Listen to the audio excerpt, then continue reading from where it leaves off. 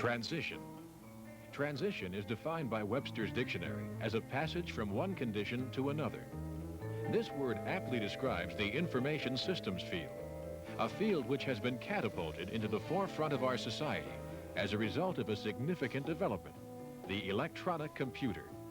Never in history has a single technological development had such an influence on our society to the extent that it permeates every aspect of our daily lives. Since the computer's introduction in 1951, the information systems field has grown in leaps and bounds. Computer technology, both hardware and software, is changing and improving almost by the minute. Talented people are entering the field by the thousands. And still, this does not satisfy the burgeoning requirements of this rapidly growing field. Just the technical challenges alone are burdensome. But how does systems management and management in general assure that the enormous profit potential from this technology will be realized as opposed to dissipated? How can we be sure that proper planning and control techniques will be installed that will provide the same control and quality assurance that now exists in other parts of our business activities?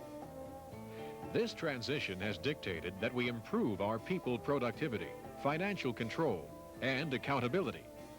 The computer manufacturers and software developers deal with the problems of technology, but who deals with and offers viable solutions to systems design, analysis, planning, and control problems?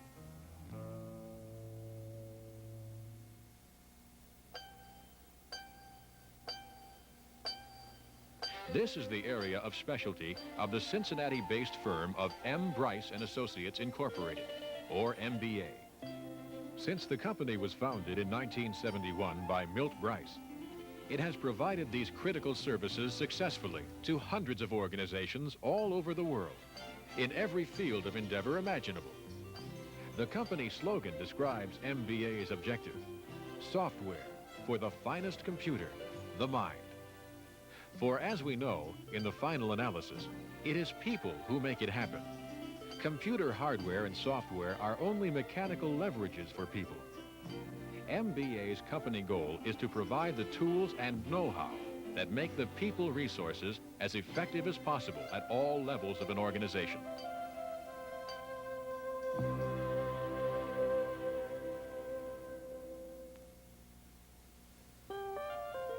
In 1971, MBA introduced the first commercially available systems design methodology, or SDM, PRIDE, which is an acronym for Profitable Information by Design. Since its inception, PRIDE has changed the way people in the computer field think and operate. MBA was the first to introduce structured design and the concept of data management with a supporting data dictionary directory.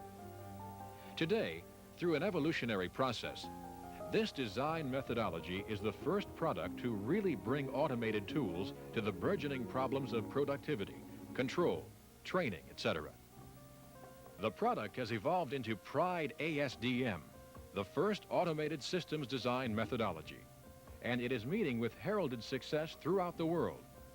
In fact, an entire new philosophy is evolving called Information System Resource Management, based on the concepts and philosophies introduced by PRIDE. The following presentation, covering the concepts and philosophies inherent in the PRIDE methodology, was given by Milt Bryce live at the MBA Technical Institute. Mr. Bryce is the leading authority on systems design using data management and project management. He was the first to introduce the idea commercially of a system design methodology, sometimes called software engineering. His company has been able to demonstrate with over a decade of actual experience that systems design, development, and implementation can move from an art to a science. Mr. Bryce has been an invited speaker in Japan, Canada, Brazil, Europe, and South Africa. His company's product has fostered an entire movement in the methodology field, including many competitive methods and approaches. Mr. Bryce began his information systems career at the DuPont Company Engineering Department in Wilmington, Delaware in the early 1950s. He was involved with programming and designing systems for the first commercial computer, the UNIVAC 1. As a result, he was one of the pioneers in software and the application of computers to business problems. Subsequently, he served as product planning manager for UNIVAC. He was also involved with systems software development and worldwide software support. Following his service with UNIVAC, he was the MIS director for several large corporations. He started his own company in 1971, and as a result, MBA's Pride methodology is the most successful and widely used throughout the world, with over 900 systems organizations using the product.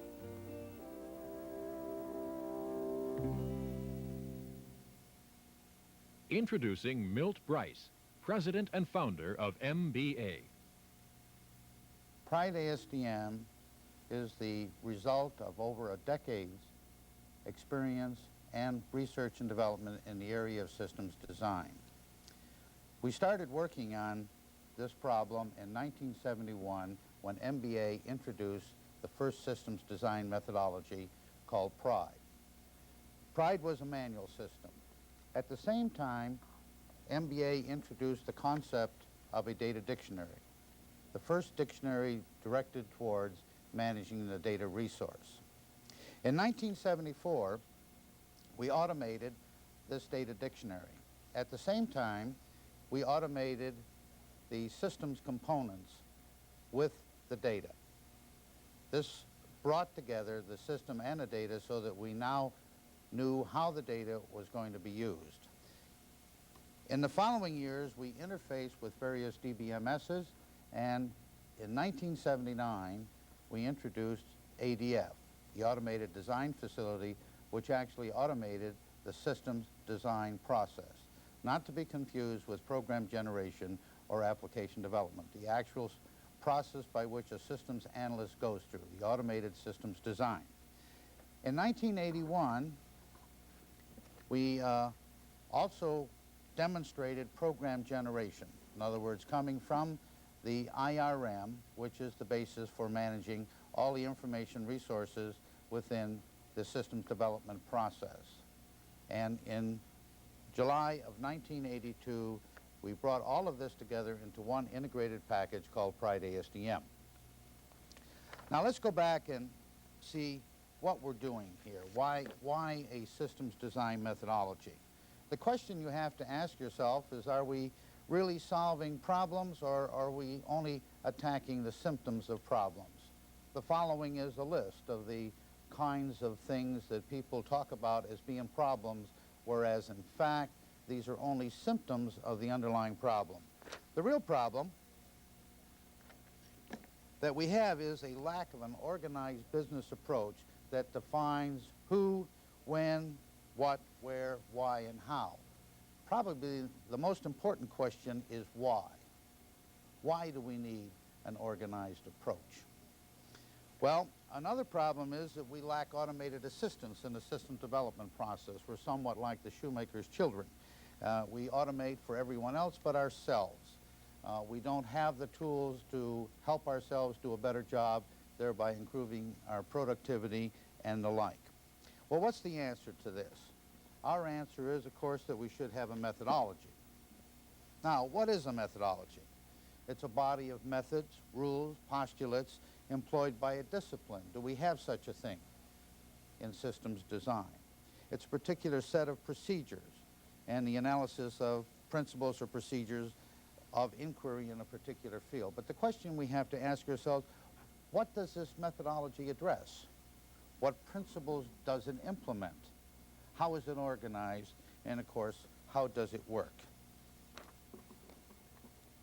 In terms of which methodology, we should have one that addresses the systems activities, the various work efforts that are involved, modifications and improvements, maintenance, new systems development, and all the various types of systems we may be called upon to develop.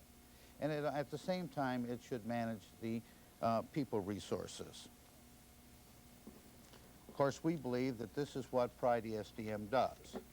Now, Pride-Asdm is made up of 4 interrelated disciplines: structured systems analysis and design.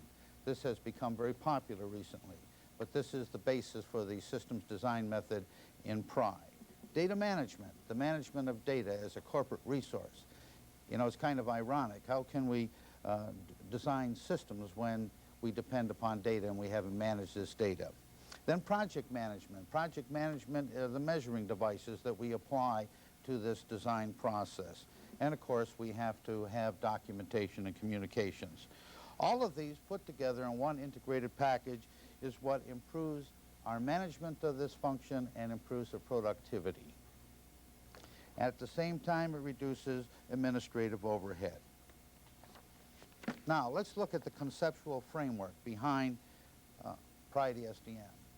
We looked at the field of industry for this conceptual framework. This diagram shows you an illustration of how this methodology works in manufacturing and in industry.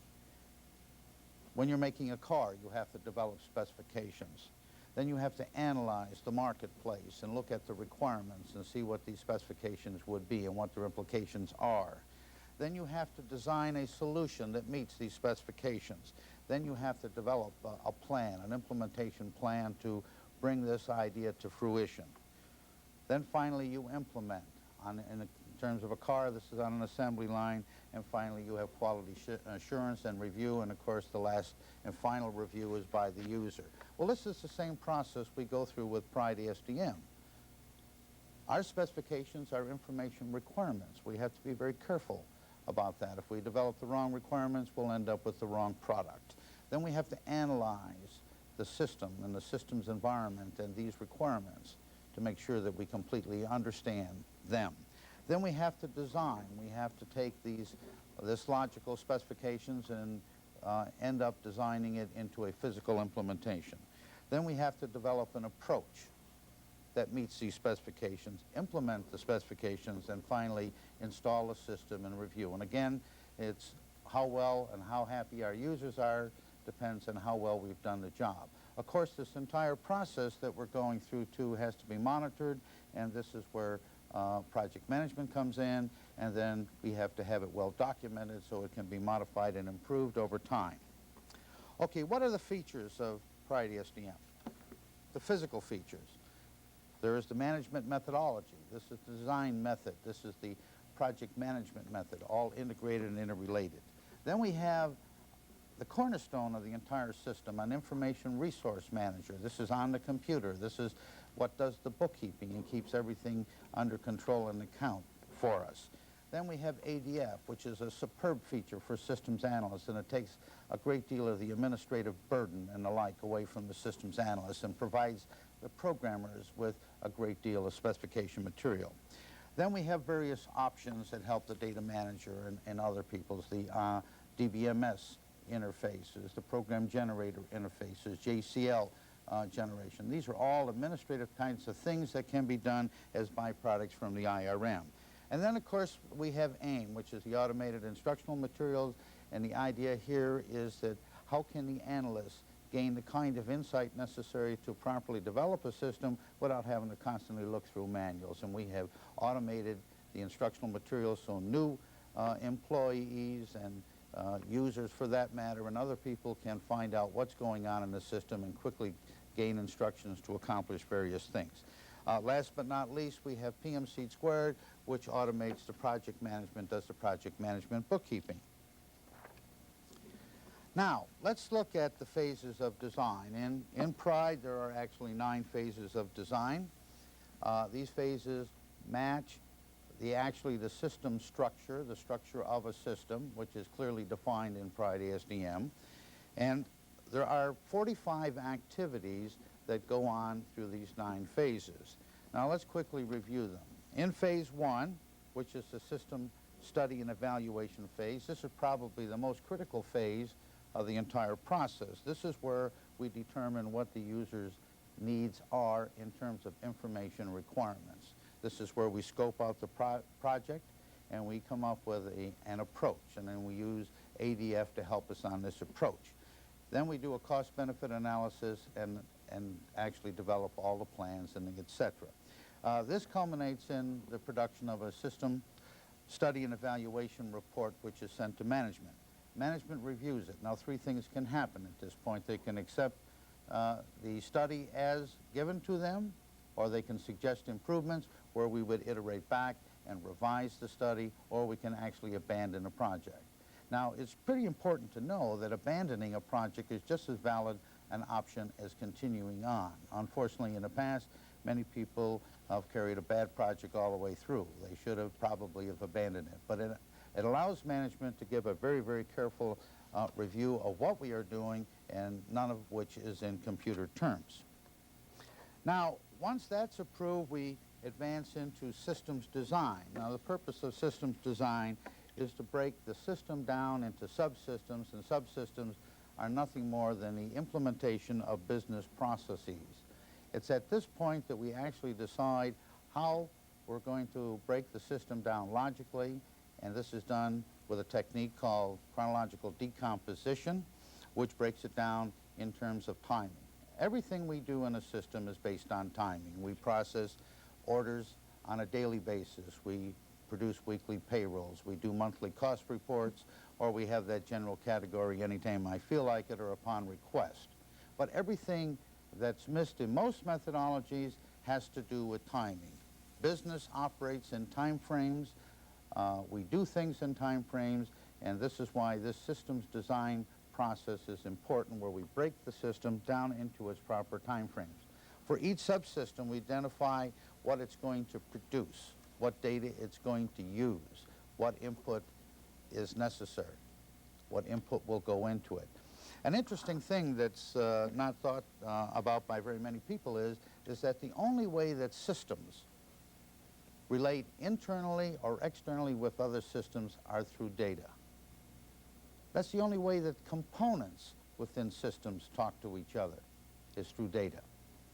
In fact, even in a program, modules talk to each other through data, and lines of code ultimately, or in a manual procedure, talk to each other through data. So what we're going to do in phase 2 is determine what the business processes are, determine what data is moving between the various subsystems and other systems external to the system, and document it, and then move on. Now, phases 3 through 7 are carried out by subsystem. This has an advantage for us. As a matter of fact, we don't have to design the system like in other methodologies where they imply that everything is being executed serially, is we can design each subsystem independently of the other subsystems. Remember what I said previously, systems talk to each other through data, so if we control the database with our information resource manager, we can actually design the subsystems independent of each other. We can either do all of them in parallel, or we can do them concurrently or in parallel, or stagger them depending on what our project requirements are. But each subsystem will go through phase 3. Phase 3 is actually where we design the subsystem into the business process. We incorporate both administrative procedures and computer procedures. We are doing real systems design. You know, some people tend to think that a system is nothing more than a collection of computer programs. In fact, they call it a computer system. That's not true at all. The computer is merely a tool, and it implements parts of a system. People are probably more important than the computer is, and we have to have computer and administrative procedures. And a system incorporates more than just a computer. An order is taken by a salesman and is processed. And a lot of processing goes on before it ever goes to the computer. And after a result is produced by the computer, other processing goes on. So we do total systems design here. At the same time, we also incorporate the Office of the Future technology here. Electronic mail, word processing. All of these are components within a system, not just a computer. We have these other components, and we have to take those into account and plan their integration. Pride is the only product I know of that does this, that takes into account the Office of the Future. As a result of phase 3 systems design, we produce a systems design manual, which again is reviewed by the user, and we decide whether we're ready to go on for implementation.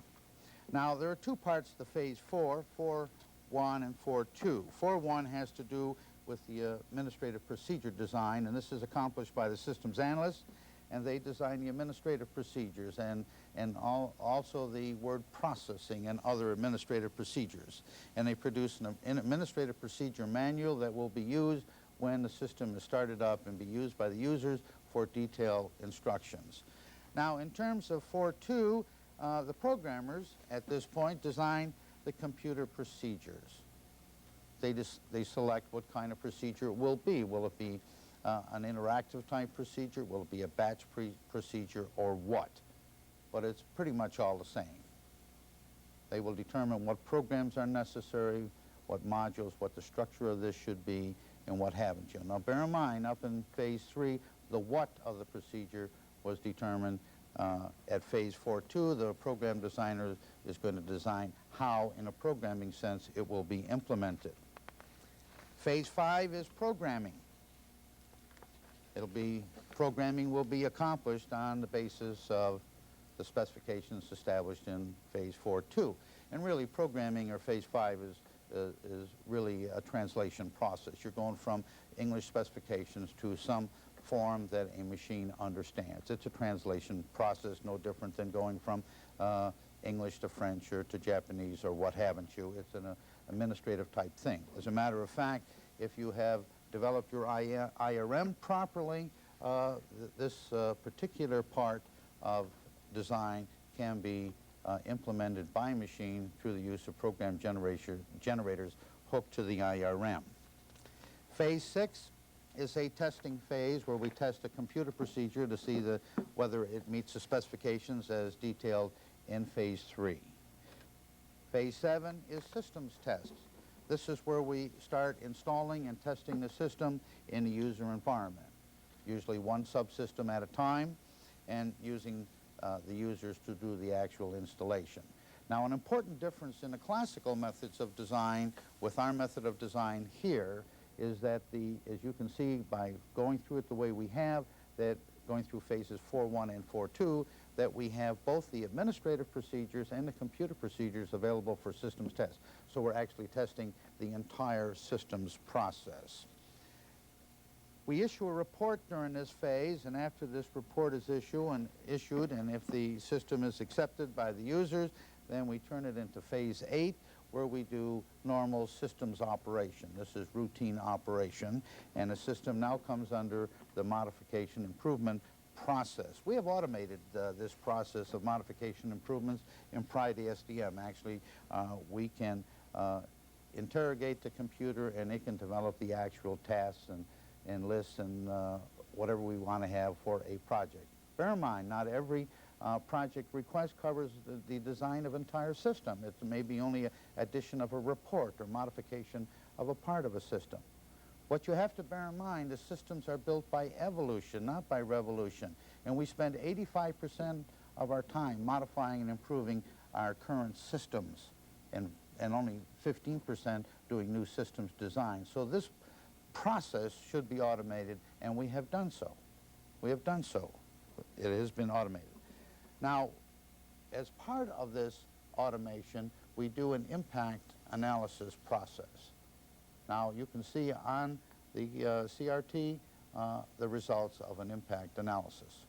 The AIM impact analysis feature begins by asking what type of component will be affected.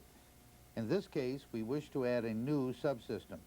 What phases and activities in the methodology will be necessary to implement this new subsystem? AIM then asks such questions as, is the subsystem computer-assisted?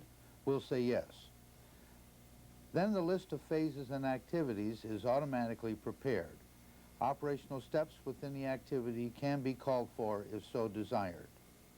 Based on this, AIM can then prepare a project plan to include all of the people associated with this new development. Phase 9 is the last phase in the development process. After the system has been installed and at an appropriate time based on how many cycles these various aspects of the system have gone through, an audit or an evaluation should be made. Now, this evaluation covers two things. It covers the evaluation of the development project and actually the functioning of the system in operation. And we check to see whether the benefits that we had anticipated in phase one are actually being realized in practice. At the same time, we look for systems improvements that we can incorporate as modifications and improvement and enter them into phase 8. Let's look at the IRM component relationships. If we're building information systems, obviously we have an information component, and that is the basis for everything that we do. You can see that the information is used by people. Therefore, we have people components, or entities, all the way from the highest level down to the lowest level. We have systems components. We don't just have programs and modules. We have subsystems. We have systems, many systems. We have all kinds of components that interrelate with people and interrelate with information. We have the data components, so the complete data structure, the files, the records, the data elements themselves, and we have them both logically and physically, and they're all maintained in the Information Resource Manager. So if you're going to do information resource management, you have to manage all of these components in an interrelated way. Actually, what you end up with an information resource manager is the model of your business. The automated features of the IRM. We can do search. One of the most difficult things in an organization is for a systems analyst to know whether a data element exists or various components or program modules exist. Not everyone in an organization will remember the names and numbers of these things, so we have an ability in the IRM to search out if you don't know the name or number, and we do it by logical attributes, and we have a search feature. You can see on here we have an interactive search feature. You can see using the CRT how a search is quickly done. To initiate the search feature, we begin by declaring to the IRM the type of component that we are looking for. In this case, we are looking for a particular data element. The search is based on a set of logical attribute words which are used to uniquely identify a component within the IRM. Before we can submit these logical attributes for the search, we must enter a percentage figure which will be used as matching criteria for the components. Here we'll enter 33% as the cutoff figure. We'll then enter the logical attribute words for the data element. If a specific logical attribute word, such as tax, is absolutely necessary for the search argument, we flag the requirement with an asterisk. Other logical attribute words for the search will be value and exemption. There can be up to 38 logical attribute words assigned to a component. However, we'll stop here. The search then retrieves all of the components in the IRM that we have some or all of the logical attribute words assigned to them. Here you can see that some of the data elements only partially fulfill our requirement. While DD 01266 tax exemption value fulfills 100% of all of our requirements. The search feature is an effective and fast approach for finding any component within the IRM. It can be operated either here at the CRT or submitted as a batch run. Security is another important feature of the IRM. In this day and age, it is necessary that we have secure systems and that the information that makes up our systems be secure, so we can have security all the way to the data element level and to any parts of components. We can even restrict what people can do to various parts, what parts they can see and what parts they can't see.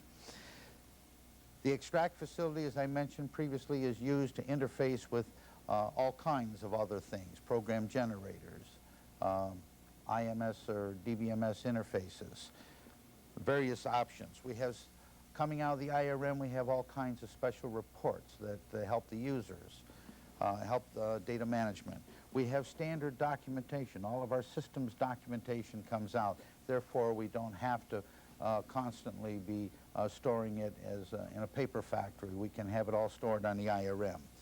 One of the most powerful features of the IRM is status check. In the past, how did a systems manager really know that an analyst or a project team had reached a certain point? They had no way of knowing. You depended on what they said. In project management, they said, I had completed this. What assurances do you really know? And of course, many systems analysts were uncomfortable. They were not sure that they covered everything during the design process. So we have a status check. We have the computer go in and examine all the relationships and all the parts and see if everything at this point of design has been considered and included. If it has been, it then can be reviewed for quality and it can be examined. Therefore, there's a much better assurance that we have adequate status and we know exactly where we are. The impact analysis is extremely essential. If we're going to change a data element, what impact will it have? If we change it, what impact will it have? Data elements tend to be used by multiple systems and in multiple ways. Merely changing a data element, you just don't change it. You have to know every place that will be affected. Or if you simply have an organization change, or a report is eliminated, what is the impact of this? This can all be done automatically with the IRM. Now we have the ability to online interactively reference all of the components in a dictionary and browse, if you will, through all of these. After we search for them, we can then browse and examine them and look at them. Now take, for example, here's a reference. When referencing a particular component within the IRM, we begin by simply entering a print command P, and then the number for the component that we are looking for. In this case, we wish to reference a program component, 31020704, which is the Print Payroll Maintenance Listing program. As you can see, we have a standard format that includes a general physical section describing the program along with a description section for the component. After the description section, the requirements section for this specific program is listed and described. It can be referenced if so desired. After the requirements section, modules used within the program are listed. In this case, only one. Let's look at how the automated design facility really operates.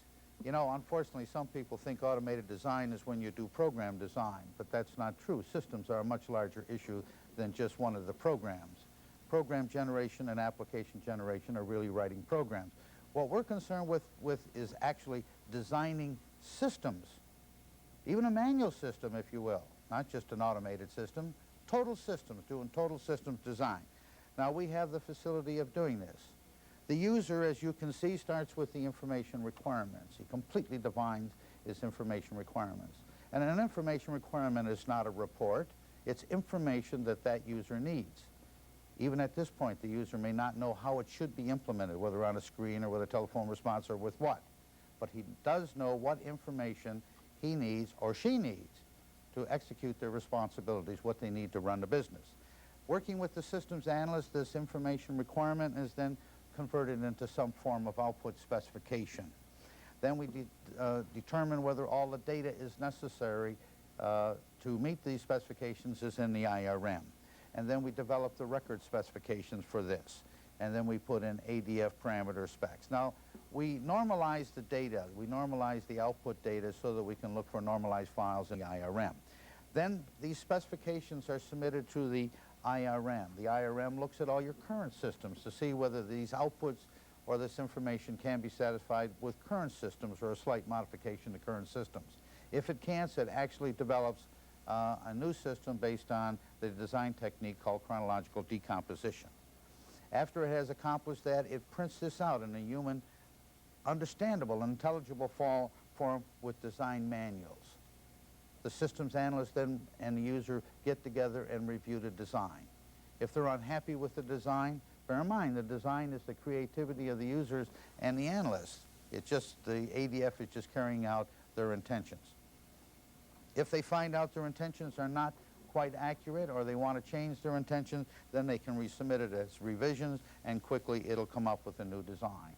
What this feature has done is taken design processes for one system that took months and puts it down into weeks and sometimes into hours. And alternatives can be evaluated in terms of hours. What the automated design facility does is aid the administrative aspects of systems design. How many analysts do you know of that really sit down when they're designing a system and take a data element and track it all the way back to its original source? They usually don't have that much control on the environment, and they don't know where that data element is used in many, many systems. But the computer, in its infinite speed, can do this very quickly. Of course, the answers that you get are only as good as how well you put information into the information resource manager, and that takes discipline.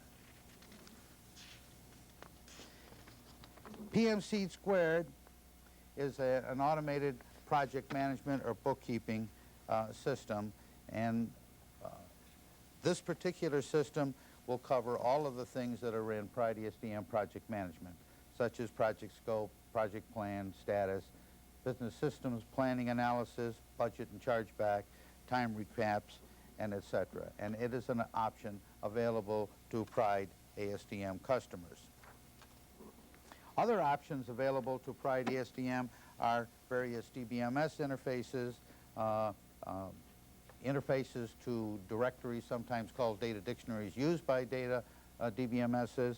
We provide those too. They're not the same. Unfortunately, the word data dictionary does not have a common connotation.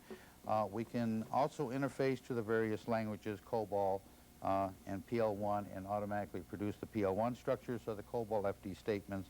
And of course, we can interface with program generators and minimize the amount of human intervention in this. You know, traditionally, the instructional manuals provided with systems design methodologies, sometimes called systems development methodologies. Really, a system development methodology is nothing more than another word for a project management system. A systems design methodology really implies design with project management as a byproduct.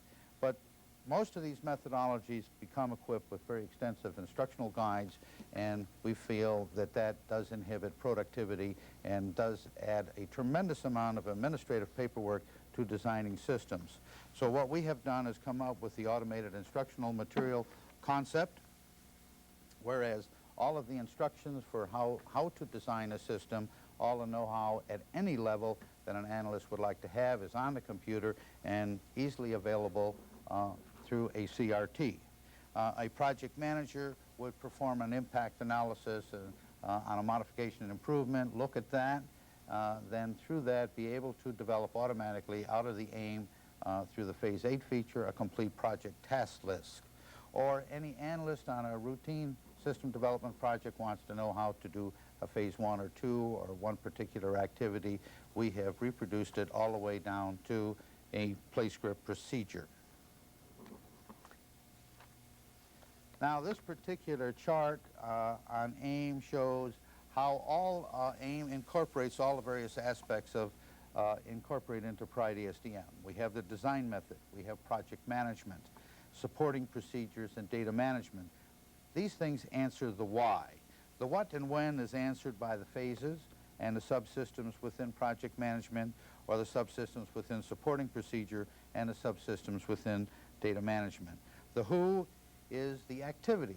Who performs the activities? The activities in a design method and the procedures in the other systems.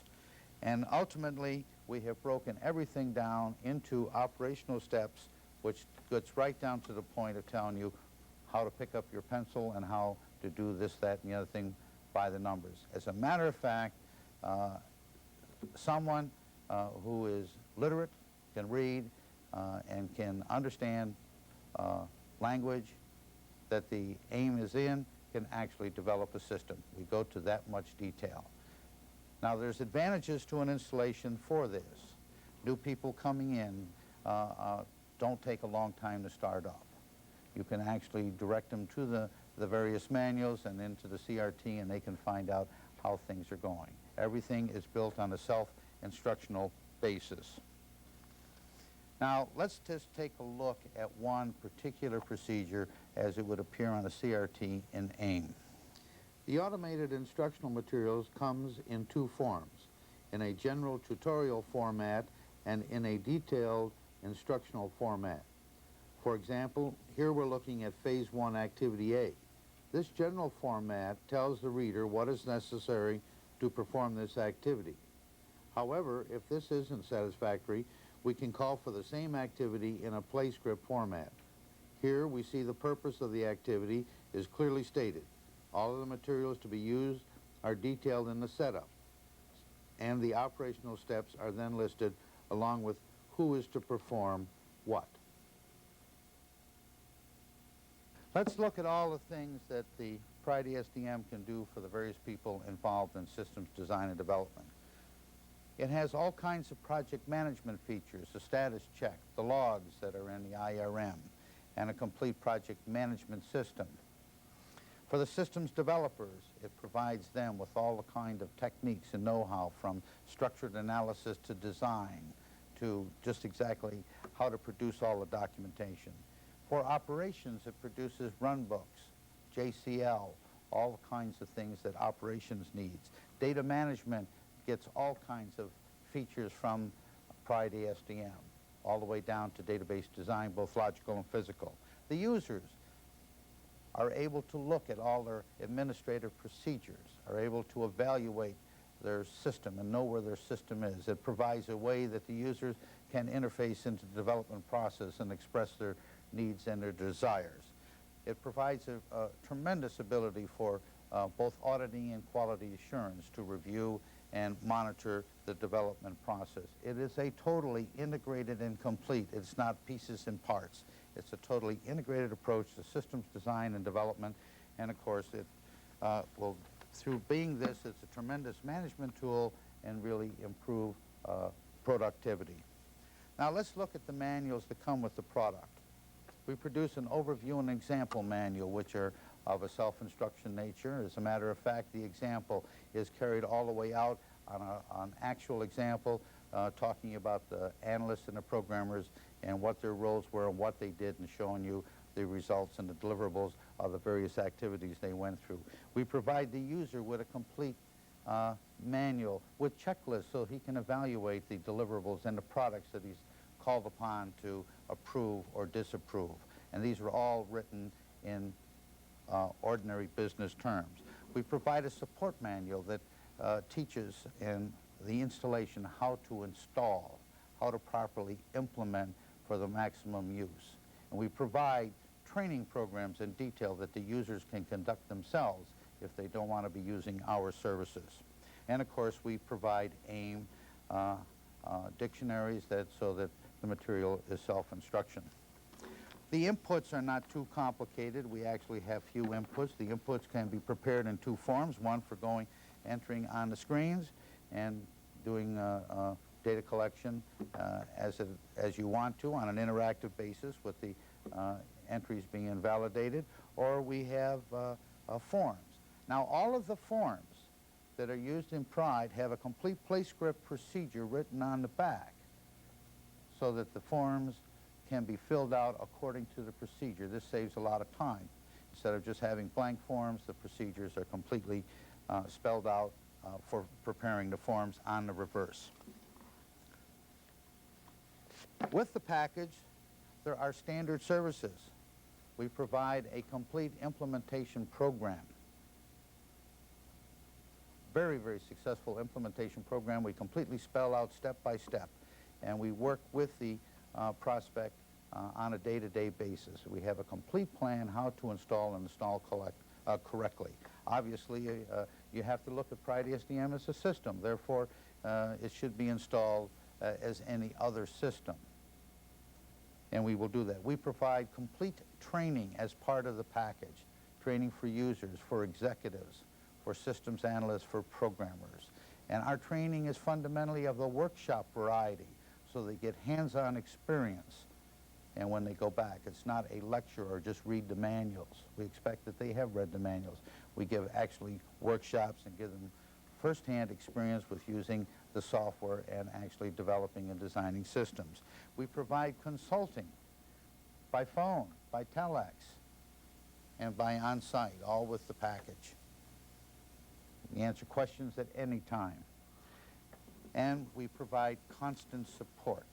Constant support. We are constantly making improvements in our products, and we're issuing these to our customers. Well, I've talked about Pride-Asdm. Where are we going? Well, we have a plan. We have a plan, and we have a 5-year plan, and we started out with Pride. We've added different things to it, and we're finally to the point we are now closing the circle, and we have a complete integrated approach to systems design and development. What is the next step? Well, the next step is the systems and programming machine. We are going to turn all of this know-how and this successful experience with over 1,000 users around the world, and we're going to incorporate it into a mini or microcomputer, whereas we can put this into the systems and programming department where they can have their own in-house development machine. This is very similar to the back-end DBMS machine. This is going to be the systems and programming machine. Since we are the only ones that have company that has taken an integrated approach, we are the only ones that are able to reach this goal. And we will reach this goal. Well, what does it take to make this kind of approach work? Well, hard work is one thing that it takes, but it takes discipline. You get, it's an old saying in data processing, you get out of it what you put into it. Now, if you don't have the discipline, then you cannot use a disciplined approach or a structured approach. Therefore, the most important thing it takes is a commitment by executive management to be sure that the proper discipline is exercised. It takes users and developers working together in a disciplined way with complete understanding and communications to make it work. We should have management commitment, not consent. Management should be involved, just not merely say, I agree. Saying I agree doesn't mean a thing. But what does mean something is working together with everyone. What's the results of this? On this particular chart, you can see the classical or the traditional method of designing a system. Do a superficial feasibility study, do some quick and dirty systems design, spend a lot of time in programming, install prematurely so you can irritate the user sooner, and then keep working on it until you finally get something accomplished. This is not a very effective way of designing systems. With our approach, you spend more time on the front end defining your requirements, defining your needs. This is not more money, just more time. Then as you move along into the development process, because of this, you spend more time in designing the system, and you end up with ultimately programming, or the programming aspects only being about 15% of the cost and the time involved, because you're not going to be reprogramming over and over again. As a matter of fact, our customers claim that modifications after startup and changes after startup have been reduced by 85%. Of course they should be reduced by 85%, as we've engineered quality into the system by spending the proper amount of time and defining things at the right time. In a classical way of designing systems, it's sort of an ad hoc approach, and ad hoc approach to anything is very time-consuming and expensive. Can you imagine building automobiles with the kind of ad hoc approach we use for designing systems? We'd never end up with an automobile, or at least one we could afford. The benefits for using this approach is improved performance and productivity. Check our users. You'll find out that this is true. Better communications. You now have a tool that managers can manage with and by. You will have improved consistency and quality. The accuracy of estimated project costs and schedules will be manifestly improved. There will be responsiveness to users' requests because we have control under our environment, and we can actually make changes in a controlled way and do them faster. The systems can be maintained. Again, bear in mind what I said, systems are built by evolution, not by revolution. Therefore, systems are under constant change, and one of the things that we have built into Pride-Asdm is the ease of making change, because we knew that if there was anything constant in systems design and development, it was change. Therefore, we concentrated on making changes easily. Not only after a system has been designed, but even during the process of design, we could make changes as we are moving along. This reduces the costs, obviously, of the systems and the system to develop and operate. And of course, we've eliminated the administrative overhead. We don't have to have the staffs of clerks and typists and all the analysts and everybody writing out paper. They can all do it with the IRM, and it's easy to make changes. In other words, if you want to come up with a completely new systems design manual, just make the changes, and the computer will print you out a new one all revised. It can make the changes a lot faster than you having to retype it all over again. What is the result? You have Pride-Asdm, which equals improved management and productivity. What's the next step? Well, if you do what we do in Pride, you'll specify your requirements. What are your real needs? Are you going to attack symptoms, or are you going to go after the real problem? Most people approach this problem when they are exceeding schedules and overrunning costs. They call for project management. That's adding administrative overhead. The real problem is that, do you know how to design? Do you have the design process under control? Then project management can be used to manage this design process. So what are your requirements? Is it more project management, more overhead, more paperwork, more manuals, or really trying to improve the quality of your systems and produce them quicker that meet the needs of your users? Talk with our users. Find out what their experiences are. Study our documentation. Really study our documentation. Look at it. It's the finest in the world. It's the most extensive in the world. Then call for an MBA presentation. Thank you very much.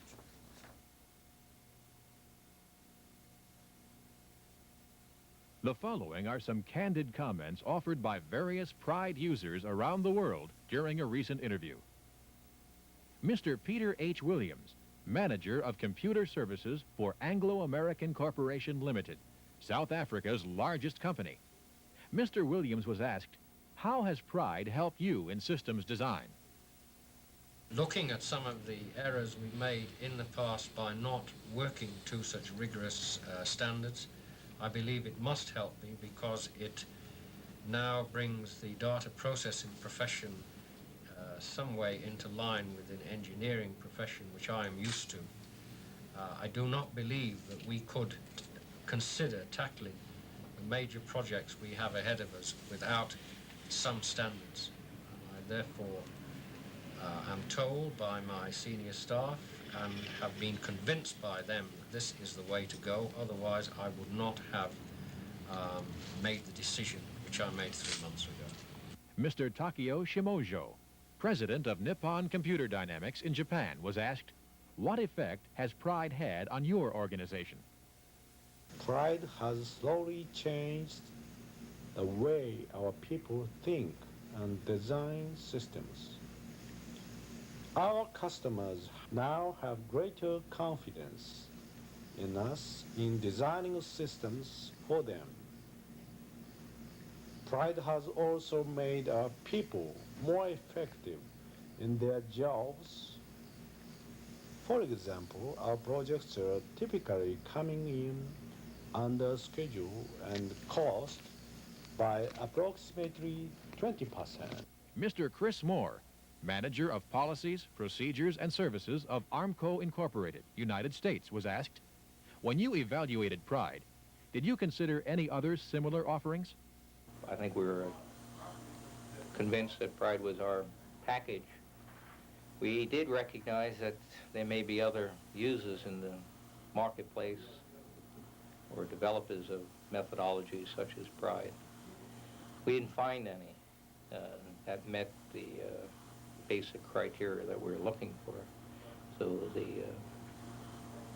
the search was kind of short-term in duration. We, in Armco, sell computing system support to users, so the importance of coming up with a good first phase estimate is most important. And Mr. Werner Noose, Director of System Services, Province of Ontario's Ministry of Consumer and Commercial Relations, was asked, what are some of the benefits you have realized through using Pride? We first purchased the Pride methodology to try to bring some order into our systems development process, which had been quite chaotic because we were using outside consultants exclusively. We were quite surprised when we found that the methodology produced more than just the control over documentation that we had hoped for, but in fact helped our design process, our communications process with the user, and made us more productive. When I say these things, I don't just simply include the methodology of Pride itself in its pristine form, but it's very, very important to realize that the real power of the methodology is realized through the automated aids, beginning with the Logic Dictionary, now known as the Information Resource Manager. It's the automation that really has the impact in our experience.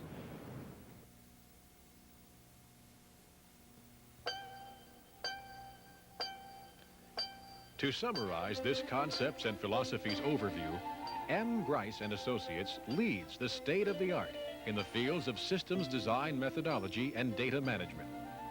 Since the concepts were introduced in the early 1970s, they have been extended through experience and usage to hundreds of organizations.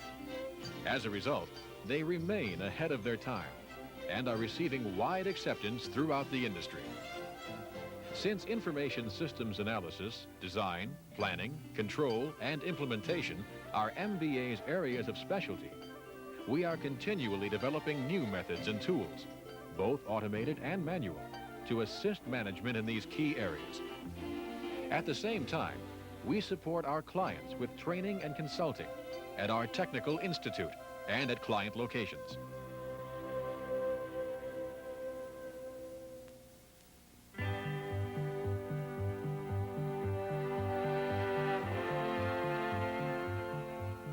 We look to the future with excitement. In a few short decades, the entire field of information systems has grown to a position of enormous influence. Technology has been introduced that has outstripped our information systems field's capabilities, both as to application and control. The need for tools, methods, and education to assist people with harnessing this incredible force are more necessary than ever before. No longer can we afford to depend on trial and error approaches for systems development. Building administrative paperwork systems to implement control is not the answer. Control and design implemented by the computer is a more cost-effective approach and will improve productivity as opposed to adding cumbersome administrative overhead. We will have to provide systems analysts and programmers with more people-oriented tools, such as systems generators. If this is to take place, it will be a requirement that we spend more time and effort in the specification phases of our systems. The systems developers will have to gain a keen awareness of the business problems of our companies and the business purposes of our systems. We foresee in the future that the role of the programmer and the systems analyst will change considerably and become indistinguishable, and that a new position called Information Systems Specialist will evolve. This specialist will assist management at the very highest levels of all corporations in meeting their information requirements. As a result of this change, the process of implementation will be more dependent upon complete specifications and less on the tedious conversion by people to computer programs. We also anticipate that modern management will be more and more interacting directly with their corporate database and developing reports not too dissimilar as when the single proprietor interacted with the file drawer in his desk. In 1970, MBA started working on these challenges and solved many of them successfully. Using this sound foundation, we face the future with confidence and enthusiasm. We will continue to refine and develop new software for the finest computer, the mind. Join us as we continue to solve the challenges of the 80s.